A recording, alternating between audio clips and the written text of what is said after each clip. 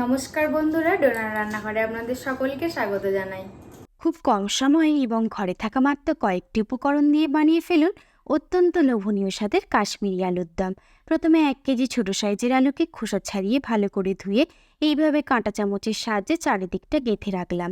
এতে করে কি হবে, আলুর মধ্যে লবণ এবং মশলাগুলো খুব ভালোভাবে ঢুকতে পারবে। আলুগুলোকে লবণ এবং হলুদ দিয়ে 80% ভেজে তুলে রাখলাম।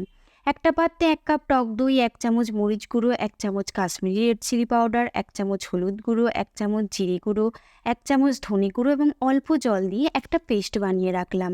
কড়াই কিছুটা তেল দিয়ে তাতে একটা তেজপাতা, 2টো শুকনো লঙ্কা, 2 টুকরো দারচিনি, 4টে ছোটো এলাচ, অল্প জিরে, সামান্য হিং, এরপরে 1 কাপ টমেটো কুচি, স্বাদ মতো লবণ, 1 চামচ আদা বাটা এবং ওই পেস্টটা দিয়ে ভালো করে মশলাটাকে কষিয়ে নিয়ে তার মধ্যে 2 চামচ কাজু বাটা, স্বাদ মতো চিনি, ভেজে রাখা আলুগুলো তুলে দিয়ে ভালো করে কষিয়ে নিয়ে পরিমাণ মতো জল দিয়ে ঢাকা দিয়ে 8 মিনিট সেদ্ধ হতে দিলাম।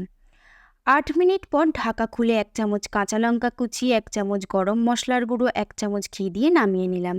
নামানোর পর ধনেপাতা ছড়িয়ে সার্ভ করলাম। তৈরি হয়ে গেল দারুণ স্বাদের কাশ্মীরি আলুর দম। ভিডিওটি ভালো লেগে থাকলে অবশ্যই লাইক, শেয়ার এবং কমেন্ট করবে।